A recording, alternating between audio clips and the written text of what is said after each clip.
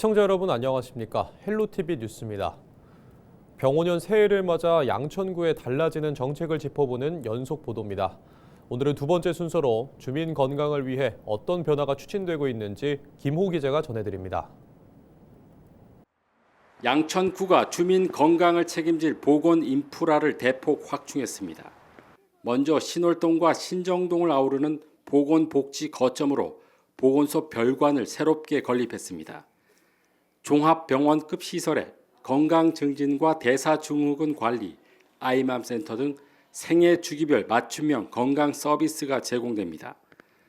독감 무료 예방접종 대상자도 크게 늘렸습니다. 지난 2022년 9천여 명이었던 독감 무료 접종 대상자는 지난해 3만여 명으로 2만 명 이상 확대했습니다. 국가지원 대상자를 포함하면 모두 15만 명으로 서울시 자치구 가운데 인구 대비 최대 규모입니다. 기초생활수급자 외에도 차상위 계층까지 중증 장애인에서 모든 장애인으로 지원 대상의 문턱을 낮췄습니다. 특히 올해는 통합돌봄 사업을 한층 강화합니다.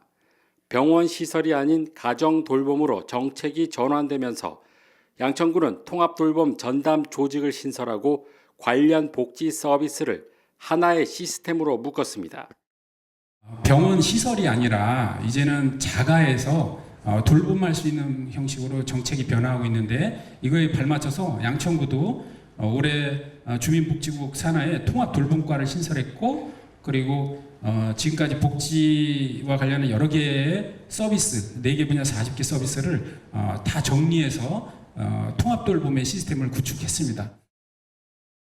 생활체육 인프라도 꾸준히 확충하고 있습니다. 양천 마라톤 대회와 가족 등산 대회 등 주민 참여형 체육 행사를 이어가는 한편 목동 테니스장 실내 코트 조성과 해누리 체육공원 축구장도 재정비를 마쳤습니다.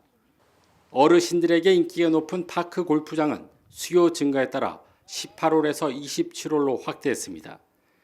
여기에 맨발로 걸을 수 있는 흙길 25개소 4.6km를 조성해 일상 속 건강관리 환경도 마련했습니다. 그리고 주민들께서 흙길에 대한 요구가 워낙 많으셨죠. 그래서 이 흙길을 대폭 확대하겠다고 약속드렸고 그래서 양천구 전역에 25개소의 황토길과 흙길을 조성했습니다. 그래서 가까운 곳에서 건강을 챙기실 수 있도록 했고요. 이 밖에 최근 달리기 열풍에 맞춰 안양천 목동 인라인 스케이트장 일부를 조정해 러닝트랙을 새롭게 조성하기로 했습니다. 양천구는 아프기 전에 돌보고 일상에서 건강해지는 도시를 목표로 생활 밀착형 건강 정책을 확대해 나갈 방침입니다. 헬로티비 뉴스 김호입니다. 양천구 의회 후반기 신임 의장에 유영주 더불어민주당 대표의원이 선출됐습니다.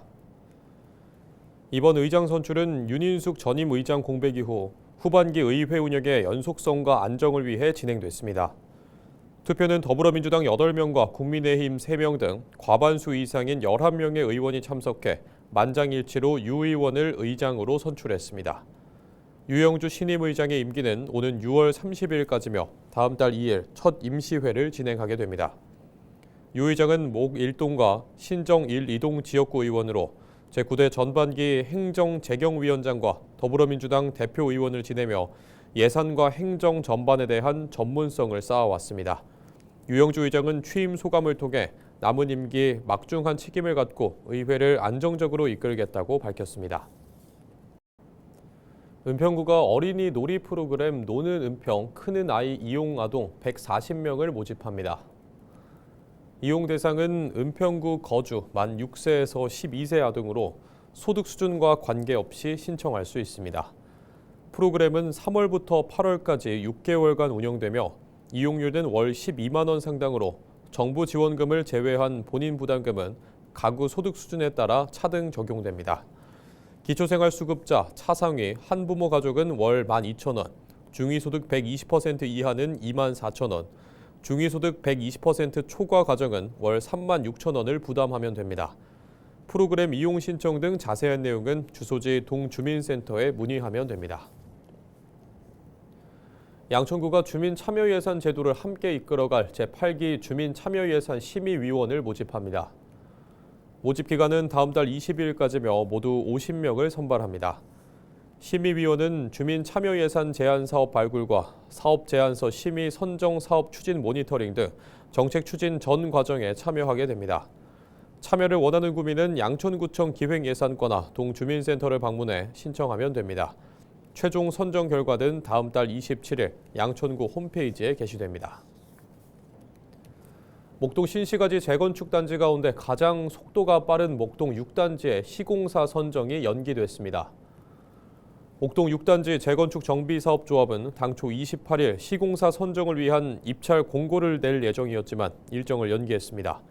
조합 관계자는 내부 검토 과정에서 계획서 보완 사항이 발생해 공고 시점이 늦어졌다며 다음 달 10일 전후 시공사 선정을 위한 입찰 공고가 나갈 예정이라고 밝혔습니다.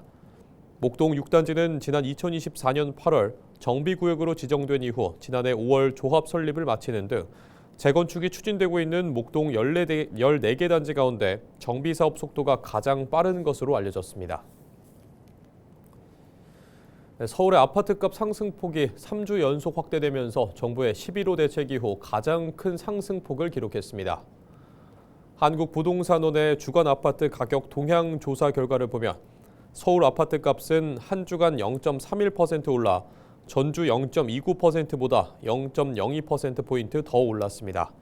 지난해 11호 대책 이후 가장 큰 상승폭이며 15억 원 이하 주택이 상승세를 주도했습니다. 지역별로는 관악구가 0.55%로 가장 많이 올랐고 동작과 성북, 노원과 마포, 영등포구가 뒤를 이었습니다.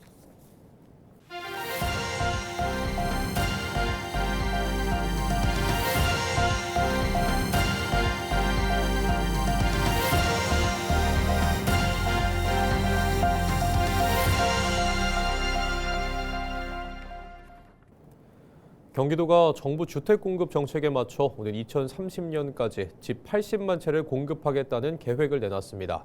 공공과 민간이 함께 참여해 집을 늘리고 도심 정비와 공공 임대 확대를 통해 주거 안정을 추진하겠다는 방침인데요. 보도에 김소영 기자입니다.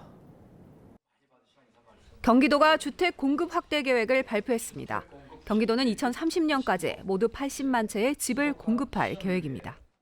오늘 저희가 발표하는 대책은 이재명 정부 97 부동산 대책과 어제 발표한 129 도심 주택 공급 확대 방안 기조를 현장에서 충실히 이행하고 발전시킬 경과입니다. 공공 부분에서 17만 채, 민간 부분에서 63만 채를 공급하며 아파트 62만 채와 다세대 단독주택 18만 채가 포함됩니다. 1기 신도시를 다시 정비하고 낡은 원도심과 오래된 공공건물을 주거와 업무 공간으로 함께 개발할 계획입니다. 또 개발이 제한된 지역에 대해서도 활용 방안을 검토하겠다고 밝혔습니다. 공공임대주택도 크게 늘어납니다. 경기도는 직접 짓거나 사서 빌려주는 방식으로 2030년까지 모두 26만 5천 채의 공공임대주택을 공급합니다. 청년과 신혼부부, 어르신 등 주거 지원이 필요한 계층이 대상입니다. 초기 분양금을 20년에서 30년에 걸쳐 분할해서 취득하는 방식의 경기도형 적금주택의 지속 공급을 통해 주택 소유의 진입장벽을 낮추어 무주택, 청년, 신혼부부 등에게 주택 소유의 기회를 제공하도록 하겠습니다.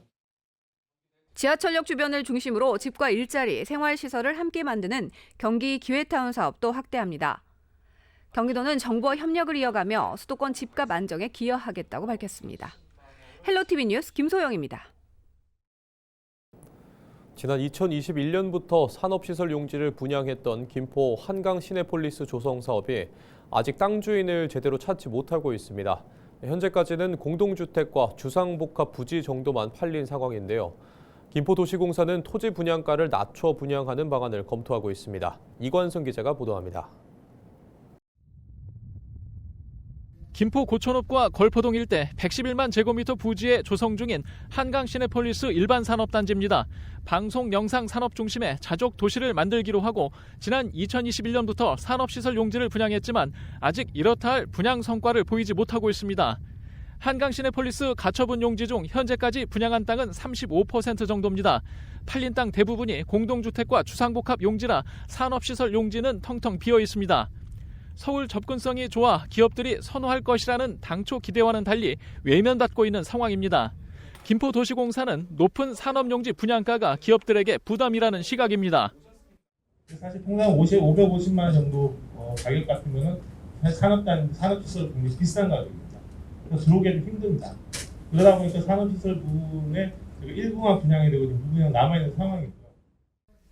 김포도시공사는 결국 산업시설 용지 분양가를 낮추는 방안을 검토하고 있습니다. 사업성이 떨어지는 산업복합시설 일부를 주거시설로 바꿔 발생한 매각 이익으로 산업시설 용지 분양가를 낮추겠다는 것입니다. 업무 산업복합시설 일부들을 저희가 주거시설 변경을 시키고요. 그다음 그 주거시설 변경돼서 늘어났던 어떤 그 매출 이익들을 일단은 그 공공기업 또는 산업시설 부지에도 그 분양가를 낮추는 데 좀 더 재투입을 할 겁니다. 그렇게 될 경우 김포도시공사는 3.3제곱미터당 550만 원 정도인 산업시설 용지 분양가가 450만 원 이하까지 떨어질 것이라 내다봤습니다. 입지와 주변 산업단지 분양가를 비교할 때 기업들에게 충분히 매력적인 조건이라는 판단입니다. 하지만 토지 분양가 인하만으로 기업들이 선뜻 한강시내폴리스를 선택할지는 아직 알 수 없습니다. 지난 2022년 인근 고촌 복합개발사업 산업시설 용지에 교육연구시설을 조성하기로 김포시와 협의했던 대한항공이 지난해 대장 홍대선이 들어오는 대장 신도시로 방향을 바꾸는 등 기업들의 선택지가 늘어났기 때문입니다. 시장에서는 아직 불투명한 5호선 김포 연장 문제가 한강 시내폴리스 일반 산업단지 분양에 열쇠가 될 것으로 보고 있습니다. 5호선 김포 연장 사업 예타 결과 발표는 경제성 부족 우려와 함께 계속 늦어지고 있는 상황입니다. 헬로티비 뉴스 이관서입니다. 서울시설공단은 서울경찰청 사이버수사대로부터 따릉이 회원 정보 유출이 의심되는 정황을 전달받았다고 밝혔습니다. 현재 유출 규모와 범위, 실제 피해 여부에 대해서는 경찰 수사가 진행 중이며 공단은 관련 법령에 따라 관계기관에 신고했습니다. 공단은 서울시와 합동으로 비상대응센터를 가동하고 따릉이 앱과 홈페이지 등 운영 시스템 전반에 대한 보안 강화 조치에 들어갔다고 설명했습니다. 피해가 의심될 경우 서울 다산 콜센터나 시설공단 콜센터 또는 이메일을 통해 신고할 수 있으며 공단은 수사 결과에 따라 후속 조치를 신속히 시행할 방침입니다. 경찰이 의정부시 사패산 터널에서 발견된 금 100돈의 주인을 찾고 있습니다. 의정부 경찰서에 따르면 지난해 12월 한 남성이 의정부시 사패산 터널에서 금 100돈으로 제작된 금팔찌를 습득해 경찰에 신고했습니다. 이 금팔찌는 현재 시세로 9천만 원이 넘는 것으로 알려졌습니다. 경찰은 주인을 찾기 위해 분실 신고 여부와 범죄 관련 부분까지 광범위하게 확인을 했지만 분실 신고는 접수되지 않았고 범죄 관련 연관성도 확인되지 않은 상태입니다. 유실물법 시행령 제11조에 따라 유실물은 접수 후 6개월 이내 유실자가 나타나지 않을 경우 습득자에게 소유권이 이전됩니다. 이후 3개월 내 습득자도 물건을 가져가지 않거나 소유권을 포기하면 국고에 귀속됩니다. 경기도가 제도권 밖에 놓여 있던 출생 미등록 외국인 아동을 위한 공적 확인 제도를 다음 달부터 본격 시행한다고 밝혔습니다. 출생 미등록 외국인 아동은 부모의 체류 자격 문제 등으로 출생 신고조차 하지 못한 채 행정체계 밖에 머물러 온 아이들로 이들은 의료 보호 체계에서 배제되고 학대나 방임 위험에 노출돼도 공적 개입이 어려운 구조에 놓여 있었습니다. 공적 확인 제도는 이러한 아동의 출생 사실을 공공기관이 공식적으로 확인해 주는 제도입니다. 출생 신고와는 무관해 국적이나 체류 자격을 취득할 수는 없지만 아이의 존재를 행정적으로 확인함으로써 의료 보호 지원 체계와 연계할 수 있는 최소한의 출발점을 마련한다는 의미가 있습니다. 이번 사업은 부천, 동두천 등 총 10개 시군에서 우선 실시되며 31개 시군 전체로 확대될 예정입니다.